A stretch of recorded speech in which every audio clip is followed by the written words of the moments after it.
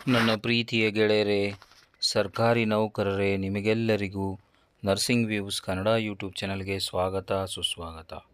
ಇವತ್ತಿನ ವಿಚಾರ ಏನು ಅಂತಂದರೆ ಗೆಳೆಯರೇ, ಈ ಕರ್ನಾಟಕ ಸರ್ಕಾರದ ವತಿಯಿಂದ ಅಧಿಸೂಚನೆಯನ್ನು ಜಾರಿಗೆ ಮಾಡಿದ್ದಾರೆ ಗೆಳೆಯರೇ. ದಿನಾಂಕ 10/12/2024 ಮಾನ್ಯ ಶ್ರೀ ಎಸ್.ಎಂ. ಕೃಷ್ಣ ರವರ ಒಂದು ನಿಧನದ ವಾರ್ತೆ ಇದೆ ಸ್ನೇಹಿತರೆ. ಅದಕ್ಕನುಗುಣವಾಗಿ ಒಂದು ಅಧಿಸೂಚನೆಯನ್ನು ಕರ್ನಾಟಕ ಸರ್ಕಾರದ ವತಿಯಿಂದ ಜಾರಿ ಮಾಡಿದ್ದಾರೆ. ಏನು ಅಂತಂದರೆ, ಕರ್ನಾಟಕ ರಾಜ್ಯದ ಮಾಜಿ ಮುಖ್ಯಮಂತ್ರಿ ಹಾಗೂ ಕೇಂದ್ರ ಸಚಿವರಾಗಿದ್ದ ಶ್ರೀ ಎಸ್.ಎಂ. ಕೃಷ್ಣರವರು ದಿನಾಂಕ 10/12/2024 ಮಂಗಳವಾರ ಬೆಳಗಿನ ಜಾವ 2:30ಕ್ಕೆ ನಿಧನರಾದ ವಿಷಯವನ್ನು ಕರ್ನಾಟಕ ರಾಜ್ಯ ಸರ್ಕಾರವು ತೀವ್ರ ಸಂತಾಪದಿಂದ ಈ ಮೂಲಕ ಪ್ರಕಟಿಸಿದೆ. ಮುಂದುವರೆದು ದಿವಂಗತ ಅಂತ್ಯಕ್ರಿಯೆಯನ್ನು ದಿನಾಂಕ 11/12/2024 ಬುಧವಾರದಂದು ಹುಟ್ಟೂರಾದ ಮಂಡ್ಯ ಜಿಲ್ಲೆಯ ಮದ್ದೂರು ತಾಲೂಕಿನ ಸೋಮನಹಳ್ಳಿ ಸ್ವಗ್ರಾಮದಲ್ಲಿ ಸಕಲ ಸರ್ಕಾರಿ ಗೌರವಗಳೊಂದಿಗೆ ನೆರವೇರಿಸಲಾಗುವುದು. ದಿವಂಗತರ ಗೌರವಾರ್ಥವಾಗಿ ದಿನಾಂಕ 11/12/2024 ಬುಧವಾರದಂದು ರಾಜ್ಯಾದ್ಯಂತ ಎಲ್ಲ ಸರ್ಕಾರಿ ಕಚೇರಿಗಳಿಗೆ ಮತ್ತು ಎಲ್ಲ ಶಾಲಾ ಕಾಲೇಜುಗಳಿಗೆ, ಎಲ್ಲ ಅನುದಾನಿತ ವಿದ್ಯಾಸಂಸ್ಥೆಗಳು ಸೇರಿದಂತೆ ಸಾರ್ವಜನಿಕ ರಜೆಯನ್ನು ಘೋಷಿಸಲಾಗಿದೆ. ದಿನಾಂಕ 10/12/2024 ರಿಂದ ದಿನಾಂಕ 12/12/2024 ರವರೆಗೆ ಉಭಯ ದಿನಗಳು ಸೇರಿ 3 ದಿನಗಳು ರಾಜ್ಯಾದ್ಯಂತ ಶೋಕಾಚರಣೆ ಮಾಡಲಾಗುವುದು ಹಾಗೂ ಈ ಅವಧಿಯಲ್ಲಿ ಯಾವುದೇ ಸಾರ್ವಜನಿಕ ಮನೋರಂಜನಾ ಕಾರ್ಯಕ್ರಮಗಳನ್ನು ನಿಷೇಧಿಸಲಾಗಿದೆ. ನಿಯತವಾಗಿ ರಾಜ್ಯ ಸರ್ಕಾರದ ಎಲ್ಲ ಕಟ್ಟಡಗಳ ಮೇಲೆ ರಾಷ್ಟ್ರಧ್ವಜವನ್ನು ಅರ್ಧ ಮಟ್ಟದಲ್ಲಿ ಹಾರಿಸುವುದು. ಕರ್ನಾಟಕ ರಾಜ್ಯಪಾಲರ ಆಜ್ಞಾನುಸಾರ ಮತ್ತು ಅವರ ಹೆಸರಿನಲ್ಲಿ ಎಲಿಶಾ ಆಂಡ್ರೋಸ್, ಸರ್ಕಾರದ ಉಪ ಕಾರ್ಯದರ್ಶಿಗಳು, ಸಿಆಸುಇ ರಾಜ್ಯ ಶಿಷ್ಟಾಚಾರ ಇವರಿಗೆ ಮಹಾಲೇಖಪಾಲರು, ಬೆಂಗಳೂರು, ಮಾನ್ಯ ರಾಜ್ಯಪಾಲರ ವಿಶೇಷ ಕಾರ್ಯದರ್ಶಿಗಳು, ರಾಜಭವನ, ಬೆಂಗಳೂರು, ಸರ್ಕಾರದ ಎಲ್ಲ ಅಪರ ಮುಖ್ಯ ಕಾರ್ಯದರ್ಶಿಗಳು, ಪ್ರಧಾನ ಕಾರ್ಯದರ್ಶಿಗಳು, ಮಾನ್ಯ ಮುಖ್ಯ ಮಾಹಿತಿ ಆಯುಕ್ತರು, ಮಾಹಿತಿ ಆಯೋಗ, ಬೆಂಗಳೂರು, ರಿಜಿಸ್ಟ್ರಾರ್ ಜನರಲ್, ಮಾನ್ಯ ಕರ್ನಾಟಕ ಉಚ್ಚ ನ್ಯಾಯಾಲಯ, ಬೆಂಗಳೂರು, ರಿಜಿಸ್ಟ್ರಾರ್, ಮಾನ್ಯ ಕರ್ನಾಟಕ ಲೋಕ ಆಯುಕ್ತ, ಬೆಂಗಳೂರು. ಮಾನ್ಯರೇ, ನಿಮಗೆಲ್ಲರಿಗೂ ತಿಳಿದಿರುವ ಹಾಗೆ ಒಬ್ಬ ಧೀಮಂತ ಈ ಒಂದು ನಮ್ಮ ರಾಜ್ಯದ ಮಾಜಿ ಮುಖ್ಯಮಂತ್ರಿಯವರು ಶ್ರೀ ಎಸ್.ಎಂ. ಕೃಷ್ಣ ಇವರ ಕೊಡುಗೆ ನಮ್ಮ ಕರ್ನಾಟಕ ರಾಜ್ಯಕ್ಕೆ, ನಮ್ಮ ಭಾರತ ದೇಶಕ್ಕೆ ಅಪಾರವಾಗಿದೆ ಸ್ನೇಹಿತರೆ. ನಿಮಗೆಲ್ಲರಿಗೂ ತಿಳಿದಿರುವಂತಹ ವಿಷಯ ಏನು ಅಂತಂದರೆ, ಈ ಒಂದು ಸಿಲಿಕಾನ್ ವ್ಯಾಲಿ, ಈ ಒಂದು IT ಕ್ಷೇತ್ರವನ್ನು ಬೆಳೆಸಿದ್ದು ನಮ್ಮ ಭಾರತ ದೇಶಕ್ಕೆ ಕೊಡುಗೆಯಾಗಿ, ನಮ್ಮ ಕರ್ನಾಟಕ ರಾಜ್ಯಕ್ಕೆ ಕೊಡುಗೆಯಾಗಿ ಇವರ ಪ್ರಯತ್ನದ ಫಲವಾಗಿ ಇವತ್ತು IT ಹಬ್ ಆಗಿ ನಿಂತಿರುವುದು ನಮ್ಮ ಕರ್ನಾಟಕ ರಾಜ್ಯದ ರಾಜಧಾನಿ ಬೆಂಗಳೂರು ಸ್ನೇಹಿತರೆ.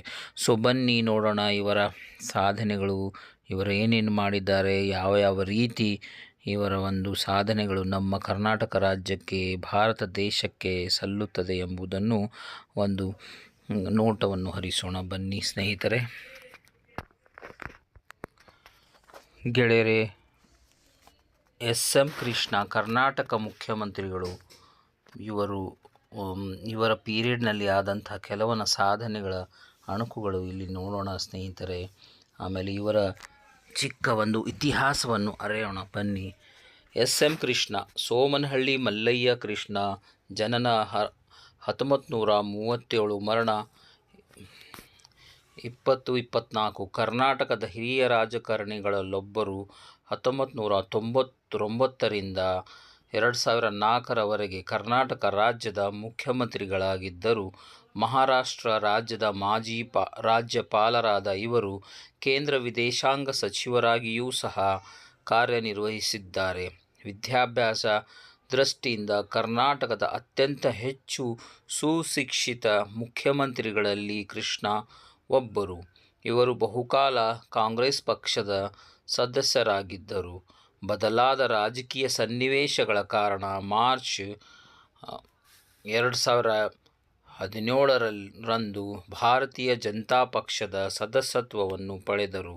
ಅವರು 1999ರಿಂದ 2004ರವರೆಗೆ ಕರ್ನಾಟಕದ 16ನೇ ಮುಖ್ಯಮಂತ್ರಿಯಾಗಿದ್ದರು ಮತ್ತು 2004ರಿಂದ 2008ರವರೆಗೆ ಮಹಾರಾಷ್ಟ್ರದ 19ನೇ ರಾಜ್ಯಪಾಲರಾಗಿದ್ದರು. ಎಸ್. ಎಂ. ಕೃಷ್ಣ ಅವರು ಡಿಸೆಂಬರ್ 1989ರಿಂದ ಜನವರಿ 1993ರವರೆಗೆ ಕರ್ನಾಟಕದ ವಿಧಾನಸಭೆಯ ಸ್ಪೀಕರ್ ಆಗಿ ಸೇವೆ ಸಲ್ಲಿಸಿದರು. 1971ರಿಂದ 1904ರವರೆಗೆ ವಿವಿಧ ಸಮಯಗಳಲ್ಲಿ ಲೋಕಸಭೆ ಮತ್ತು ರಾಜ್ಯಸಭೆಯ ಸದಸ್ಯರಾಗಿದ್ದರು. ಇವರಿಗೆ 2023 ಸಾಲಿನ ಪದ್ಮವಿಭೂಷಣ ಪ್ರಶಸ್ತಿ ನೀಡಲಾಗಿದೆ.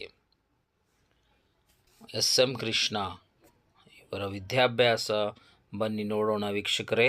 ಎಸ್. ಎಂ. ಕೃಷ್ಣ ಅವರು ಮೈಸೂರು ಮಹಾರಾಜರ ಕಾಲೇಜಿನಲ್ಲಿ ಪದವೀಧರರಾದ ನಂತರ ಬೆಂಗಳೂರಿನ ಸರ್ಕಾರಿ ಕಾನೂನು ಕಾಲೇಜಿನಲ್ಲಿ ಓದಿದ್ದರು. ಇದರ ನಂತರ ಅಮೆರಿಕಾದ ಟೆಕ್ಸಾಸ್ ರಾಜ್ಯದಲ್ಲಿರುವ ಸದರ್ನ್ ಮೆಥಡಿಸ್ಟ್ ವಿಶ್ವವಿದ್ಯಾಲಯದಲ್ಲಿ ಓದಿ ನಂತರ ವಾಷಿಂಗ್ಟನ್ನಲ್ಲಿರುವ ಜಾರ್ಜ್ ವಾಷಿಂಗ್ಟನ್ ವಿಶ್ವವಿದ್ಯಾಲಯದಲ್ಲಿ ಪ್ರತಿಷ್ಠಿತ ಫುಲ್ ಬ್ರೈಟ್ ವಿದ್ಯಾರ್ಥಿ ವೇತನವನ್ನು ಪಡೆದರು. ಭಾರತದ ವಿದೇಶಾಂಗ ವ್ಯವಹಾರಗಳ ಮಂತ್ರಿಯಾಗಿ ಅಮೆರಿಕಾದಲ್ಲಿ 2010ರಲ್ಲಿ ಒಂದು ಕಾರ್ಯಕ್ರಮದ ಒಂದು ಫೋಟೋ. ರಾಜಕೀಯ ಜೀವನ, ಇವರ ರಾಜಕೀಯ ಜೀವನ ನೋಡೋಣ ಬನ್ನಿ ಸ್ನೇಹಿತರೆ. ಭಾರತಕ್ಕೆ ಮರಳಿದ ನಂತರ ಬೆಂಗಳೂರಿನ ರೇಣುಕಾಚಾರ್ಯ ಕಾಲೇಜಿನಲ್ಲಿ ಸ್ವಲ್ಪ ಕಾಲ ಅಂತಾರಾಷ್ಟ್ರೀಯ ನ್ಯಾಯದ ಉಪನ್ಯಾಸಕರಾಗಿ ಸೇವೆ ಸಲ್ಲಿಸಿದರು. ವಿಧಾನಸಭೆಗೆ ಮೊದಲ ಬಾರಿ 1962ರಲ್ಲಿ ಚುನಾಯಿತರಾದರು. 1968ರಲ್ಲಿ ಲೋಕಸಭೆಗೆ ಚುನಾಯಿತರಾದರು. 1971ರಲ್ಲಿ ಅಲ್ಲಿಗೆ ಮರು ಚುನಾಯಿತರಾಗಿ ಮತ್ತೆ 1972ರಲ್ಲಿ ಕರ್ನಾಟಕ ವಿಧಾನ ಪರಿಷತ್ತಿಗೆ ಚುನಾಯಿತರಾದರು. ಇದೇ ಸಮಯದಲ್ಲಿ ವಾಣಿಜ್ಯ, ಉದ್ಯಮ ಮತ್ತು ಸಂಸದೀಯ ವ್ಯವಹಾರಗಳ ಸಚಿವರಾದರು. 1983ರಲ್ಲೂ ಉದ್ಯಮ ಖಾತೆ ಮತ್ತು 1984ರಲ್ಲಿ ವಿತ್ತ ಖಾತೆ ಸಚಿವರಾದರು. 1989ರಿಂದ 1992ರವರೆಗೆ ವಿಧಾನಸಭೆಯ ಸ್ಪೀಕರ್ ಆಗಿ ನೇಮಿತರಾದರು. 1992ರಿಂದ 1994ರವರೆಗೆ ಕರ್ನಾಟಕದ ಉಪಮುಖ್ಯಮಂತ್ರಿಗಳಾದರು. 1996ರಲ್ಲಿ ರಾಜ್ಯಸಭೆಗೆ ನೇಮಕಗೊಂಡು ಕೃಷ್ಣ 1999ರಲ್ಲಿ ಕರ್ನಾಟಕದ ಮುಖ್ಯಮಂತ್ರಿಯಾಗಿ ಪ್ರಮಾಣವಚನ ಸ್ವೀಕಾರ ಮಾಡಿದರು. 1999ರಿಂದಲೇ ಕರ್ನಾಟಕ ಪ್ರದೇಶ ಕಾಂಗ್ರೆಸ್ ಕಮಿಟಿ ಅಧ್ಯಕ್ಷರಾಗಿದ್ದರು. ವಿದೇಶಗಳಲ್ಲಿ 2 ಬಾರಿ, ವಿಶ್ವಸಂಸ್ಥೆಯಲ್ಲಿ ಒಮ್ಮೆ ಮತ್ತು ಕಾಮನ್ವೆಲ್ತ್ ಒಕ್ಕೂಟದಲ್ಲಿ ಒಮ್ಮೆ ಭಾರತವನ್ನು ಪ್ರತಿನಿಧಿಸಿದ್ದರು. 1999ರಿಂದ 2004ರವರೆಗೆ ಕರ್ನಾಟಕ ರಾಜ್ಯದ 16ನೇ ಮುಖ್ಯಮಂತ್ರಿಗಳಾಗಿದ್ದರು. 2004ರಿಂದ 2008ರವರೆಗೆ ಮಹಾರಾಷ್ಟ್ರದ 19ನೇ ರಾಜ್ಯಪಾಲರಾಗಿದ್ದರು. ಕೇಂದ್ರ ವಿದೇಶಾಂಗ ಸಚಿವರಾಗಿದ್ದರು. ಮಾರ್ಚ್ 2017ರಂದು ಭಾರತೀಯ ಜನತಾ ಪಕ್ಷದ ಸದಸ್ಯತ್ವ ಪಡೆದರು. ಡಿಸೆಂಬರ್ 1989ರಿಂದ ಜನವರಿ 1993ರವರೆಗೆ ಕರ್ನಾಟಕ ವಿಧಾನಸಭೆ ಸ್ಪೀಕರ್ ಆಗಿ ಸೇವೆ ಸಲ್ಲಿಸಿದರು. 1971ರಿಂದ 2014ರವರೆಗೆ ವಿವಿಧ ಸಮಯಗಳಲ್ಲಿ ಲೋಕಸಭೆ ಮತ್ತು ರಾಜ್ಯಸಭೆಯ ಸದಸ್ಯರಾಗಿದ್ದರು. ಇವರ ಪ್ರಶಸ್ತಿಗಳ ಬಗ್ಗೆ ನೋಡೋಣ ಬನ್ನಿ. 2023 ಸಾಲಿನ ಪದ್ಮವಿಭೂಷಣ ಪ್ರಶಸ್ತಿ. ಎಸ್. ಎಂ. ಕೃಷ್ಣ ಕಾಂಗ್ರೆಸ್ನ ಪ್ರಾಥಮಿಕ ಸದಸ್ಯತ್ವಕ್ಕೆ ರಾಜೀನಾಮೆ. ಜನವರಿ ಜನವರಿ 28, 2007 ಬೆಳಗ್ಗೆ 11 ಗಂಟೆಗೆ ಎಂ ಕೃಷ್ಣ ಅಧಿಕೃತವಾಗಿ ಕಾಂಗ್ರೆಸ್ನ ಪ್ರಾಥಮಿಕ ಸದಸ್ಯತ್ವಕ್ಕೆ ರಾಜೀನಾಮೆ ಘೋಷಣೆ ಮಾಡಿದರು. ಬೆಂಗಳೂರಿನಲ್ಲಿರುವ ತಮ್ಮ ನಿವಾಸದಲ್ಲಿ ತುರ್ತು ಪತ್ರಿಕಾಗೋಷ್ಠಿ ನಡೆಸಿ ಕಾಂಗ್ರೆಸ್ ಪಕ್ಷವನ್ನು ತ್ಯಜಿಸುತ್ತಿದ್ದೇನೆ ಎಂದು ಎಂ ಕೃಷ್ಣ ಅಧಿಕೃತವಾಗಿ ಘೋಷಣೆ ಮಾಡಿದರು. ಕಾಂಗ್ರೆಸ್ ಪಕ್ಷದ ಹಿರಿಯ ನಾಯಕ ಎಂ ಕೃಷ್ಣ ಸಕ್ರಿಯ ರಾಜಕಾರಣದಿಂದ ನಿವೃತ್ತಿ ಘೋಷಿಸಿದ್ದಾರೆ ಎಂದು ಟಿವಿ 9 ವರದಿ ಮಾಡಿದೆ. ವಿಧಿವಶ 92ನೇ ವರ್ಷ ವಯಸ್ಸಿನಲ್ಲಿ ಬೆಂಗಳೂರಿನ ಸದಾಶಿವನಗರ ನಿವಾಸದಲ್ಲಿ ತಡರಾತ್ರಿ 2:45 ಸಮಯದಲ್ಲಿ ಹೃದಯಾಘಾತದಿಂದ ನಿಧನರಾದರು. ಮದ್ದೂರಿನ ಸೋಮನಹಳ್ಳಿಯಲ್ಲಿ ಅಂತ್ಯಕ್ರಿಯೆ.